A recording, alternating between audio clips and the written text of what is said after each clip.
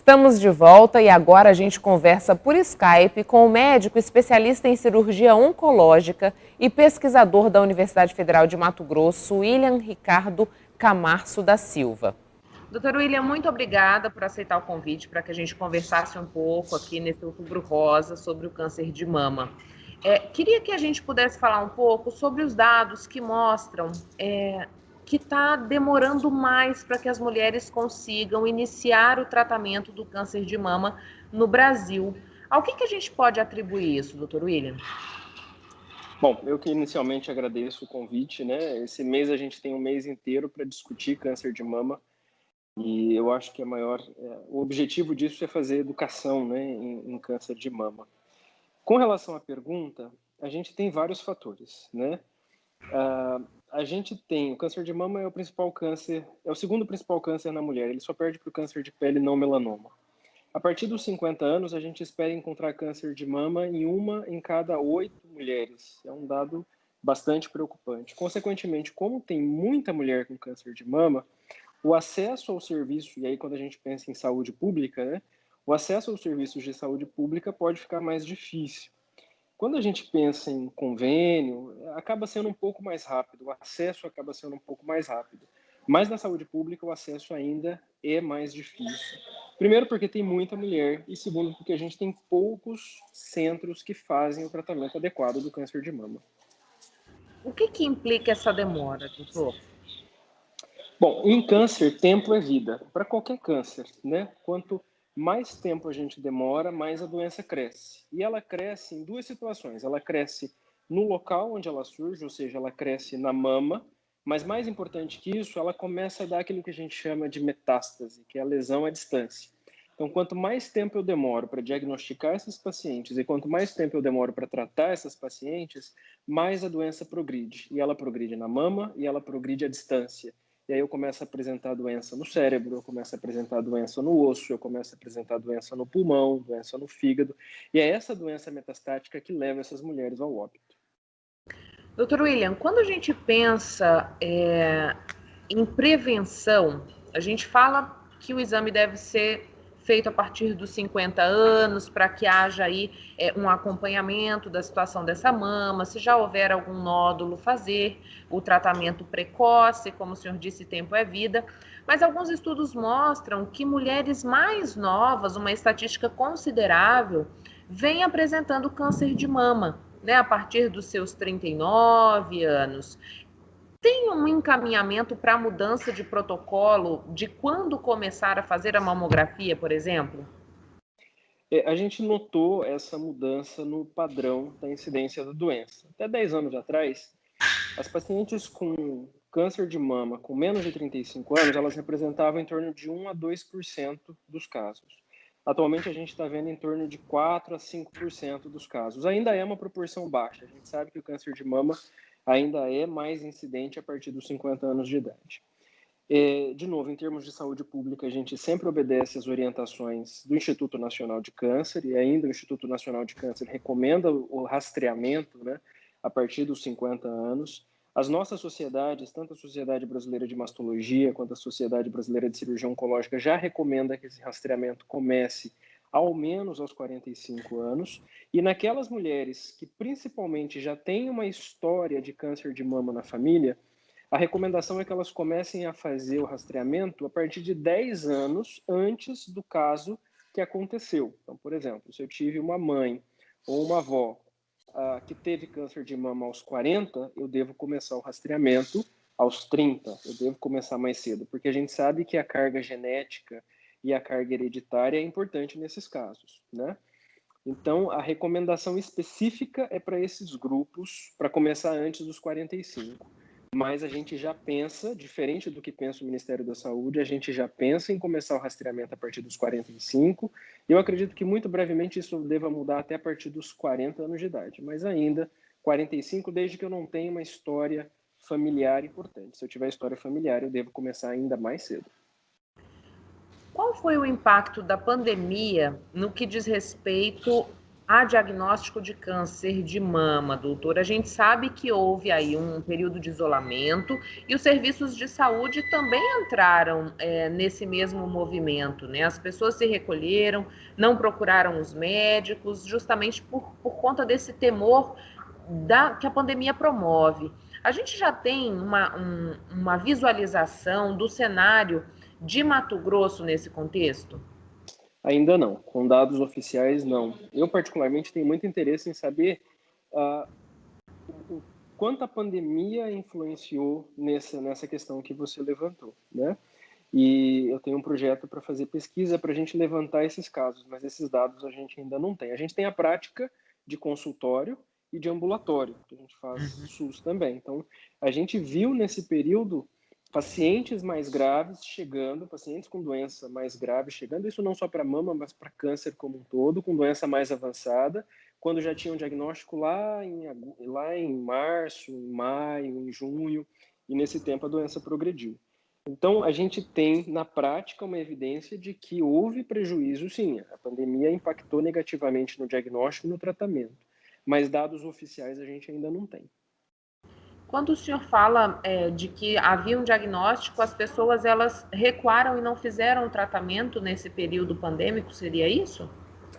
Porque a maioria dos serviços de oncologia, eles não pararam, né? Tanto no SUS quanto no privado, por entender que a oncologia é uma especialidade diferente das outras, a maioria dos serviços não parou.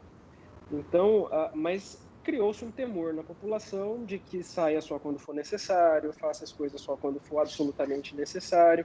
E a partir daí, aqueles exames que se faz quando você é assintomático, né, que é o exame de rastreamento, as pessoas deixaram de fazer. E, consequentemente, a doença cresceu nesse período. Isso é inevitável, né? A gente está pelo menos 7 meses parados. Agora que nós estamos vendo uma redução da incidência da Covid e as pessoas saindo de casa para fazer exame.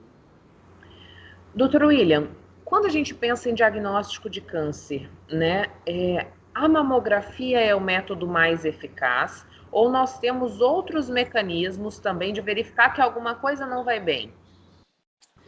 Isso é indicação médica, né? Assim, toda vez que a gente vai indicar um exame, a gente precisa ver a paciente que a gente está indicando esse exame e o objetivo que eu quero com esse exame. E cada um tem a sua particularidade. A mamografia ela é um excelente exame diagnóstico para mulheres mais idosas, porque a mamografia ela é boa naquelas mulheres em que a mama é substituída por gordura. Isso acontece no processo de envelhecimento. A glândula mamária da mulher vai sendo substituída por gordura. E aí, nesses casos, a mamografia se torna o melhor exame. Mas, por exemplo, para uma paciente mais jovem, de 35, 40, a mamografia ela perde muito para diagnóstico.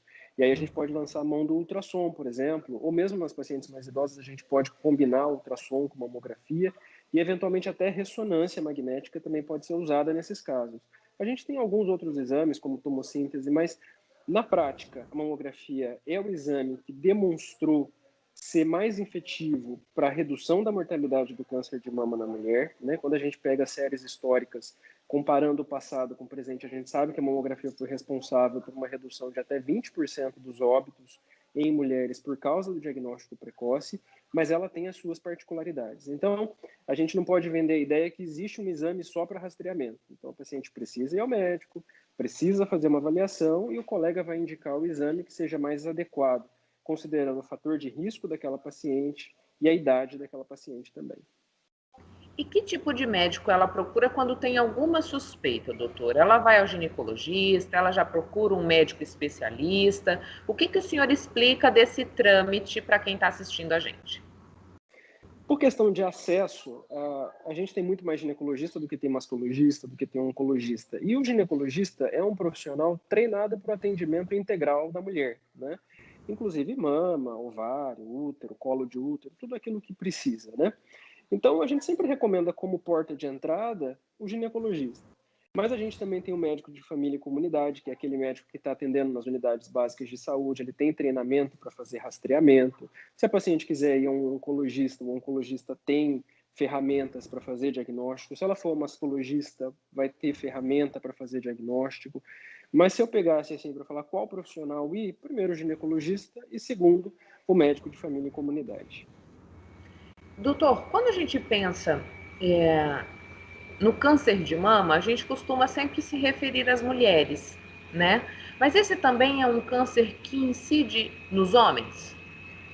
Incide, mas ele é muito raro, né? A gente sabe que se a gente pegar do número total de pacientes com câncer de mama, o número de homens responde por até 1% ou menos dos casos. Então é muito raro, né? Na minha prática, por exemplo, eu acho que eu devo ter visto 1 ou 2 casos. Tem os colegas que veem mais casos e a gente sempre sabe de um caso ou outro em que acontece, mas não é a tônica. A tônica é mulher, né? É uma doença que ainda acomete essencialmente mulheres. A gente, conversando com um médico urologista no Novembro Azul do ano passado, ele me disse que dependendo da nacionalidade do homem, do local onde ele está, ele tem uma incidência maior, uma probabilidade maior de desenvolver o câncer de próstata. Pensando no câncer de mama, a gente também tem esse tipo de influência? Não, a gente quando estabelece fatores de risco para câncer de mama, a etnia do paciente influi muito pouco, né? A gente sabe que o que vai influenciar mais como fator de risco, aliás, como fator de proteção, é a amamentação. Então, mulheres que amamentam mais tempo, elas ficam mais protegidas do câncer de mama. Logo, as mulheres que têm mais gestação por amamentar mais, elas também ficam protegidas do câncer de mama. Mas a etnia não costuma ser uma como é na próstata realmente, né, os pacientes afrodescendentes têm uma incidência maior de câncer de próstata, mas na mama, na mulher, a gente não vê essa alteração importante dessa forma. A gente falou que a hereditariedade, né, ter um caso na família, é um fator de risco para que a pessoa desenvolva o câncer de mama. Quais são os outros fatores que implicam no surgimento desse câncer? Como fator de risco, não amamentar ou amamentar por tempo curto, não gestar, não ter gestações, né? Estresse e obesidade são os fatores de risco mais importantes, além do sedentarismo. Então, eu elencaria isso. Não amamentar, não ter gestações, estresse, obesidade e sedentarismo são os fatores de risco mais importantes. Qual a relação da maternidade com a proteção ao câncer? Você podia explicar isso para gente? É hormonal, né? Mas assim, a gente sabe que quanto mais a mulher amamenta, mais a produção de leite é produzida pela glândula mamária, né? Então, quanto mais você produz leite, mais aquelas células mamárias elas são renovadas, né? No leite sai célula mamária junto. Quando você não amamenta, essas células ficam próprias dentro da mama e isso parece aumentar o risco do câncer de mama, assim como a questão hormonal também.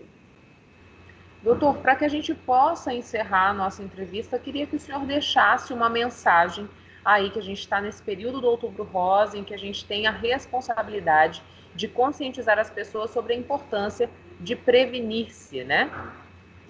Eu acho que a informação mais importante é isso, né? A gente tem um mês inteiro dedicado a esse tema.